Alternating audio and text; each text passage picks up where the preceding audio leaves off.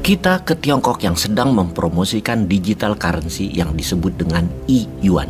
Ditambah, mereka sedang membangun jaringan yuan trading center di berbagai negara dunia seperti di Hong Kong, Singapura, dan beberapa negara Eropa untuk bertransaksi internasional. Dua negara misalnya dengan Rusia membuat kemudahan di dalam transaksi penggunaan non-dolar. Itu intinya. Kebutuhan non-dolar, terutama yuan, meningkat. Hal ini terjadi karena melonjaknya kebutuhan BBM dunia yang menguras cadangan dolar banyak negara. Negara lain yang paling gencar melakukan dedolarisasi selanjutnya adalah India, di mana India telah merubah 44% transaksi luar negerinya dalam tahun 2022 ini saja sudah tidak memakai dolar lagi, menjadi bertransaksi menggunakan mata uang negara masing-masing. Apa beda India dengan Tiongkok dan Rusia? Bagi India, keputusan dedolarisasi adalah keputusan ekonomi dan finance. Mana yang paling menguntungkan bagi India dan aman buat menghidupi negaranya? Namun, bagi Tiongkok dan Rusia, bernegaranya beda. Keputusan dedolarisasi adalah keputusan politik bagi Tiongkok atau Rusia. Keputusan yang memang menantang dolar, menantang Amerika. Itulah yang dikatakan Bosman. Indonesia, kita ini niru kayak India dulu saja. Walaupun rencana besarnya menantang Amerika juga nantinya, juga menyeimbangkan ke Tiongkok dan Rusia nantinya. Tapi perlahan kita kayak India dulu saja. Rusia dan Tiongkok dengan sengaja mengintegrasikan kekuatan politik Putin dan Xi Jinping dengan menggabungkan kekuatan ekonomi kedua negaranya diikat jadi satu kesatuan. Di bulan Juni 2022 ini, transaksi yuan dan rubel di pasar spot, mata uang tertinggi dalam sejarah dua negara adalah senilai 48 billion US dollar. Apakah transaksi tersebut cukup besar untuk menggantikan dolar? Saat ini, mungkin jawabannya tidak. Dolar yang masih terikat dengan BBM dunia tetap mencengkram kuat. Sekarang kita berikan angka pastinya akan pengaruh dolar di dunia saat ini. 60% cadangan devisa dunia di banyak negara adalah dolar, dijaga oleh bank sentral negara masing-masing. Yang berikutnya adalah 70% transaksi dunia global trade masih menggunakan dolar, memang turun jauh sejak tahun 2015. Merubah itu semua memakan waktu lama. Prosesnya tidak sederhana. Misalnya impian dinaran yang menggunakan emas sebagai alat tukar, di mana dinaran merupakan GoPay-nya emas. Masih lama hal ini terjadi. Lawang pemerintahnya aja ora paham, ya ora dukung. Kembali ke melawan Amerika. Rusia dan Tiongkok tidak bisa bekerja sendiri, karena itu mereka berencana membangun blok perdagangan seperti BRIC, di mana Tiongkok ingin menambah anggota BRIC lagi dengan membuka diri menawarkan Argentina, Mesir, Saudi, Turki untuk menjadi bagian transaksi adil dan non-dolar. Bagaimana dengan Indonesia yang masih belum dianggap sejajar oleh mereka, masih lemah diplomasinya, masih tidak ada produk unggulan dari Indonesia, atau diplomasi luar negerinya masih belum mumpuni.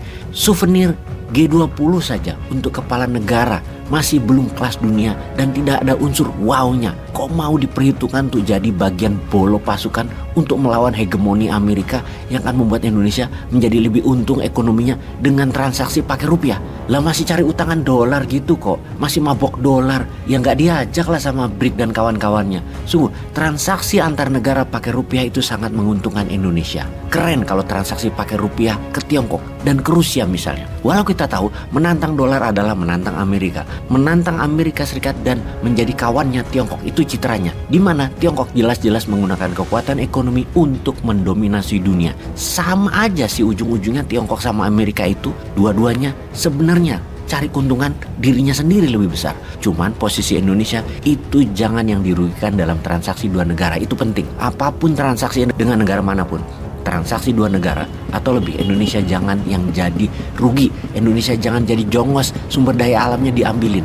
Juga ada baiknya kita menengok cara Rusia berperang yang bukan hanya perang militer namun sangat cantik bermain dalam perang currency, perang energi, dan saat ini segera dimainkan oleh Rusia adalah perang pangan. Ketika Gazprom menutup Nord Stream 1 membuat Eropa Barat kepanasan dan bakal kedinginan serta memukul harga energi rumah tangga yang sudah naik 300% di Eropa, maka langkah selanjutnya dari Rusia adalah serangan atas pangan.